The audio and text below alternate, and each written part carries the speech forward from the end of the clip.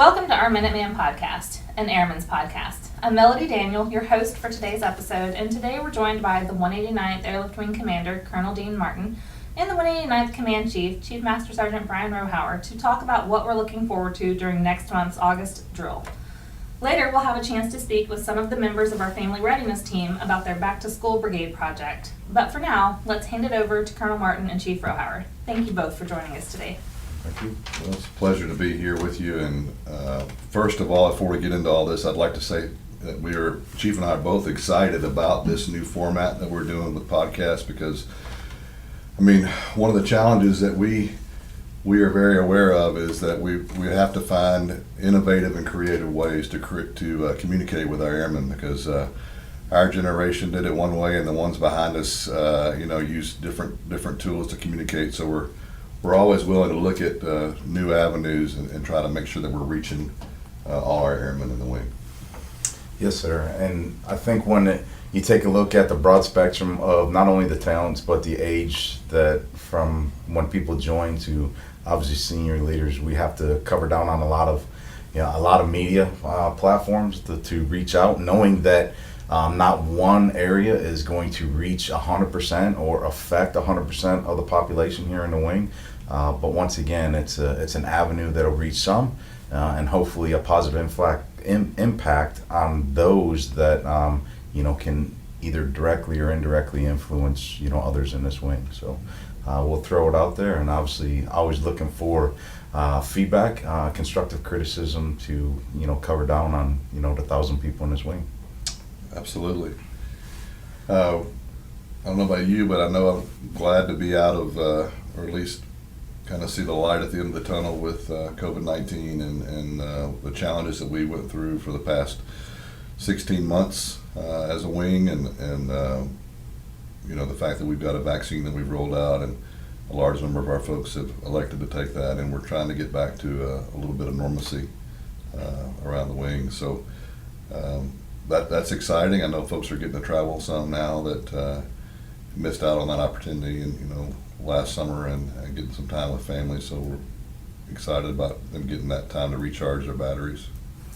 And it gives us an opportunity as well to get in front of people in a little bit more intimate setting, as opposed we had to do it in smaller groups over the past 16, 17 months. But now I look forward to getting in front of more people. Maybe not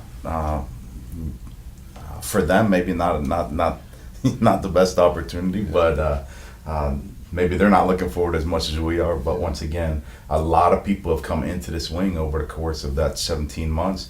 That quite honestly, have we really gotten a chance to meet, gotten to a chance to talk with them, meet with them, for lack of a better word, just build on what we started a while ago. So and I appreciate the fact that we're as a team and as a wing, we're constantly looking at ways to improve our airmen's quality of life. And one of the things that we started last drill, and speaking of meeting new folks that are coming in, is kind of incorporating all that in processing the checklist that our new airmen are walking around with throughout the wing, going from office to office. And we brought all that together in one location, and it's a kind of a one-stop shop similar to a mobility type of line where you can get all those things done in one location. So appreciate you leading that charge to get that done.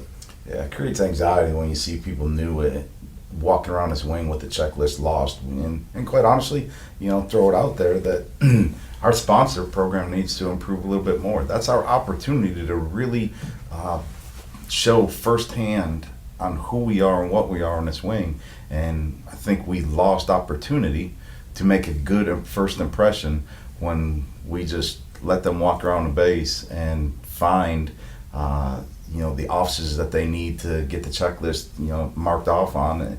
It just wasn't a good fit for who we are and what we are. So it's a great fit for us, and look forward to building that with those that are really interested in making a good first impression for this wing. Absolutely. Let's talk about what's on the horizon for the wing, and what's staring us in the face right now is just in a few weeks, probably about 3 weeks from now, we're going to be looking at an AETC capstone inspection, and that's our big inspection that we get every 4 to 5 years. In this case, it's been almost 5 years since we had our last one. But a lot of folks tend to get a little nervous when these things happen, and obviously we want to make a good impression.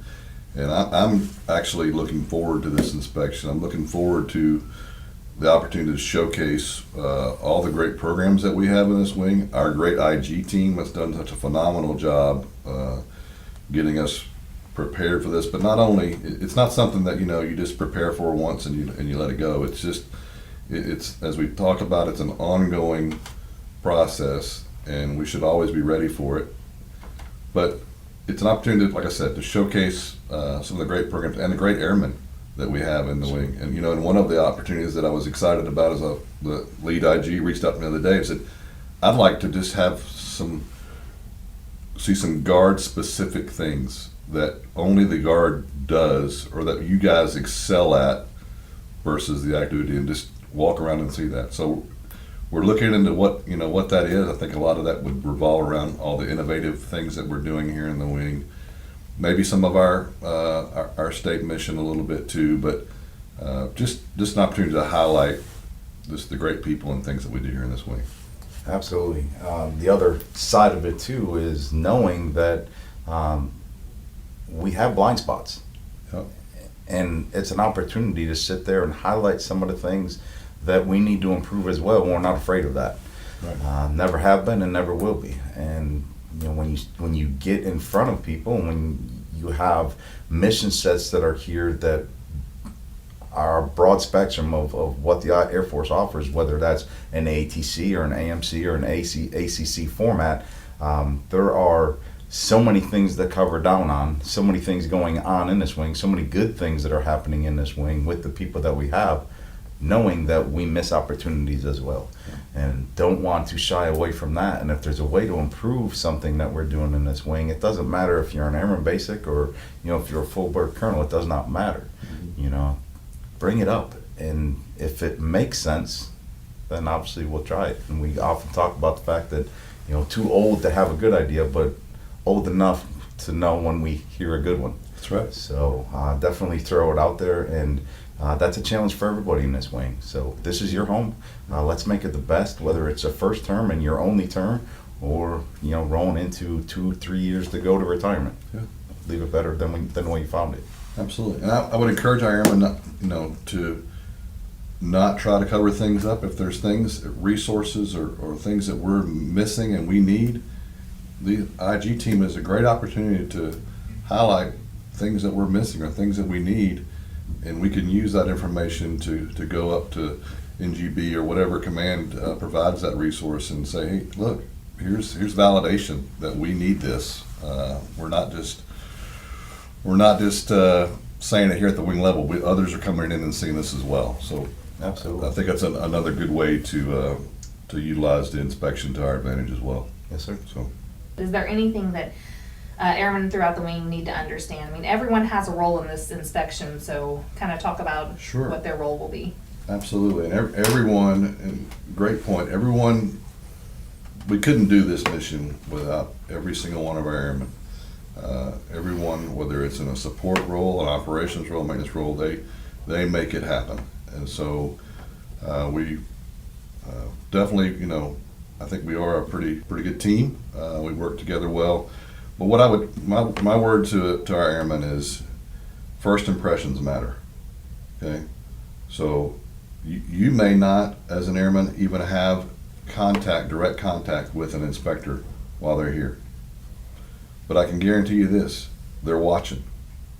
When you walk out of the building, when you're walking, even when you're at the BX or at the food court or wherever you may be on this base, you're being looked at, okay? And so we need to make a very good and positive first impression. And what does that start with?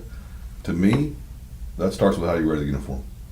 You may be the sharpest airman, you may have the best program in this whole wing, but if you can't get the little things right, those foundational pieces, then good luck. Good luck getting your message across on how good that program is or how good the people that work for you are. Okay, Chief? Yeah, and I think for me, it starts even before I put the uniform on. I think it's a mindset that you are about to jump into something that's so much bigger than you, that other people really love what they do here. There's plenty of people that absolutely love what they do. When you put this uniform on, you are representing something so much bigger than you, that sometimes I think we just gloss over the fact that you are the 1%. Mm-hmm. The 1% that is serving right now. And sometimes we don't just pause right before putting that uniform on to reflect what it means to put it on and to serve honorably. Like your point is that, what people see is the first impression. So when it comes down to wearing it proudly, not only correctly but proudly, sets that first impression. And sometimes, we don't communicate that enough. Whether you're a DSG or whether you're a full-time here, you are still the 1%. Yeah. And quite honestly, the 1%, regardless of what you read on social media, regardless of what news platform you're on, it is a positive impact that you make on the community for what you do and what you've sacrificed to do. Absolutely. And I just to piggyback, I think one thing that comes with that is customs and courtesies as well. Okay, you see that salute when you're supposed to salute. When somebody comes into your office, stand up. Typically we say if someone of higher rank comes in, but if any one of those inspectors or anybody walks in your office, why not give them the common courtesy to just stand up? Absolutely. So, all right, we'll get off that topic there. I know it's not everybody's favorite, but it is important to make that good first impression. What about a couple of things that are coming up post inspection? We've got. You want to hit on the what's going on in the listed conference, the NAUGUS or NGAA pieces or anything there? Sure. I mean, we're getting together out in Albuquerque, New Mexico, and we're a good person to contact in this wing that those that don't need is Master Sergeant Ashley Broadnax, that really sits on the board for NAUGUS, for Angus rather. So it's a great opportunity to understand a lot of things that are at work, and we may not understand everything that's on the floor, what they're pushing for, or how they're covering down on all your benefits. We're not, status matters, so we're not the Title 10 force, so we've got to fight for a lot of our benefits that are included in some of the Title 10 benefits that active duty has. And I don't think enough people realize all the hard work that goes into that. Yeah. And we need to do a better job of communicating that, whether it's Ashley or whether it's several other people in this wing that are going to understand a little bit more what we do in the spectrum of things as far as the guard. So sending people to that to kind of expose them a little bit to see how that big picture stuff comes into play that benefits even our youngest. And I'll throw it out there that quite honestly we need our membership drive to be a little. I'm going to lose a lot of people by saying this, but we need you to be members, because every 250 people count towards one vote. And currently right now the state of Arkansas has 4 to 6 votes depending on who you're asking. We should have 34 votes with the population that we have in uniform in this state. So but a lot of great things that they're pushing for that sometimes they don't get the credit for because it's done behind the scenes. Great work done by that organization and by NAUGUS and NGAA in the state as well. So encourage folks to look into that, and the benefits that you're enjoying right now are a result of a lot of the hard work that those organizations do. Yes, sir. So, and there's great things coming that they're pushing for down the line as well. So we need that support. So, hey, one thing I'm excited about post inspection is September drill. So September drill, we're going to have our second junior ROTC Expo. We've invited all the I know the air ROTC units around the state. I'm sure there may probably some Army that comes as well. And we're going to host them on Saturday of September drill, which, by the way, just happens to be the 20-year anniversary of 9/11. So, what time sure has flown in that, since then, and I think many of us remember exactly where we were on that day, and we look forward to.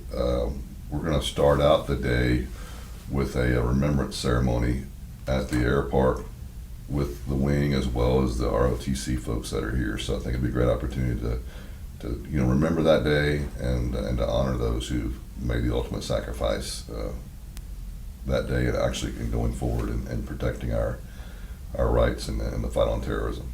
Yes, sir. 20 years. I mean, our whole career has passed by since 9/11. So easily remember where you're at, what you're doing. The thought you had, the emptiness that you felt, the gut punch that we took.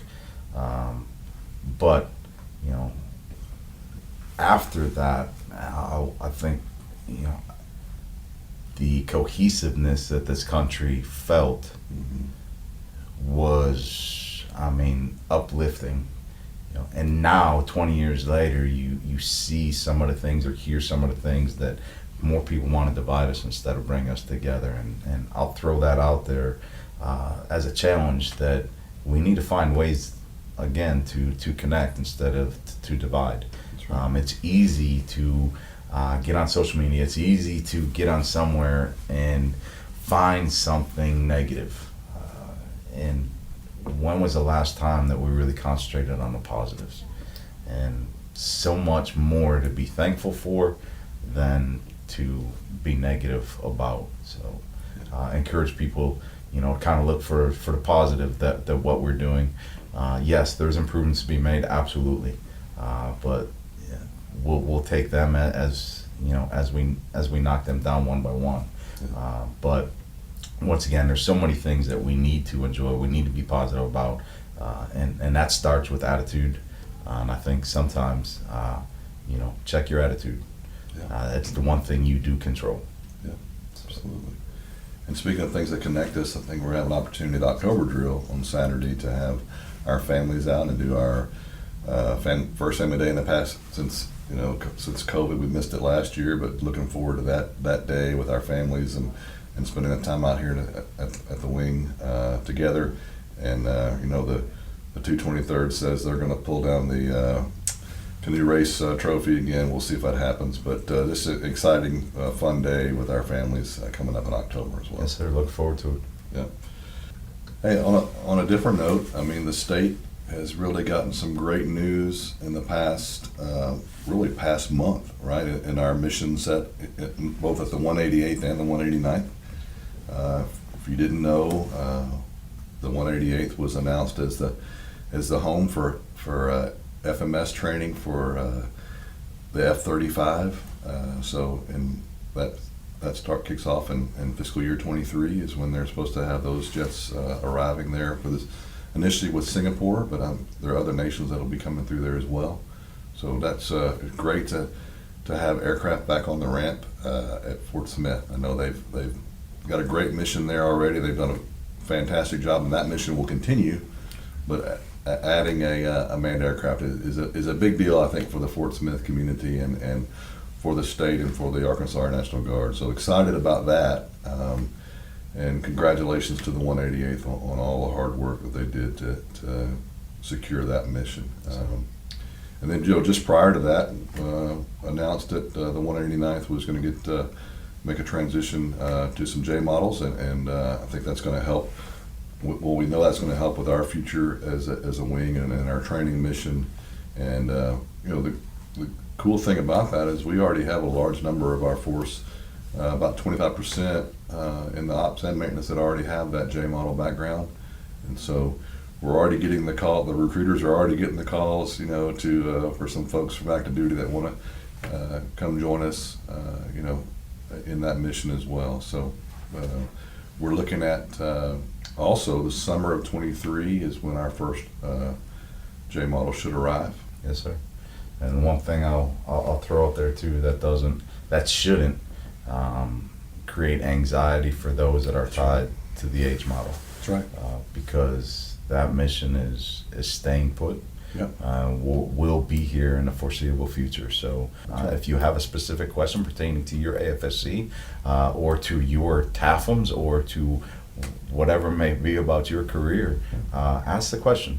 We've done a pretty good job of taking care of people even through transitions. So don't hesitate to ask the question, but please do not run with part of the story. No, H model mission is going to be around for quite a while. I mean, as a matter of fact, the AMP Increment 2 upgrades, that's the aircraft modernization upgrades, where they basically in the H model are modernizing the cockpit primarily.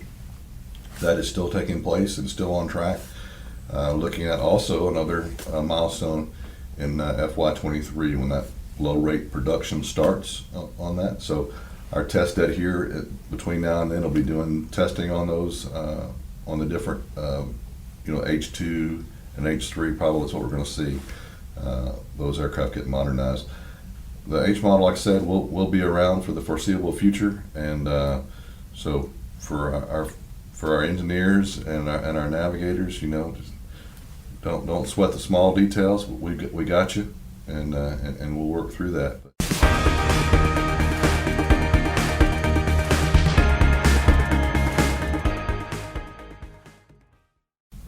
All right, guys, I will be your host for the second segment in this podcast. I'm Sergeant Rolls, and today I have with me Mr. Tim Boyer, our 189th Airlift Wing Airman and Family Readiness Coordinator. Welcome, and today I know we have a couple things to talk about. So if you want to start off by talking about the Back-to-School Brigade, that'd be great. Sure. So the Back-to-School Brigade is run by Operation Homefront, which is a nonprofit private organization that's been approved by the Air Force. They provide a few different things, but what they're doing this time is backpacks. Last year's backpacks were amazing. They were like crazy $80-something backpacks that I wouldn't have been able to afford for my kids, but I got 4 of them for my kids. So they provide good, high-quality stuff for our airmen. And one of the cool things about them is there's not like an income eligibility kind of thing. Like a lot of people think, oh, if I'm not broke, I can't get one of these. But it's not about that. It's Operation Homefront wants to say thank you for your service. It's not about like, can you afford a backpack or not for your kids. So please sign up, get these backpacks. The way to do it is to go to myoperationhomefront.org. And you just follow the instructions to register. It's pretty easy. You'll fill in your information, and then you'll get information about the local events. Look that up. You'll see the Backpack Brigade, Back-to-School Brigade, and we'll be able to get your backpacks for you. We are Mission Ready Airmen, providing premier training to the C-130 and cyber enterprises, capitalizing on partnerships to support the state and defend the nation. Our vision is to be a diverse family of airmen, dedicated, adaptive, and empowered to lead.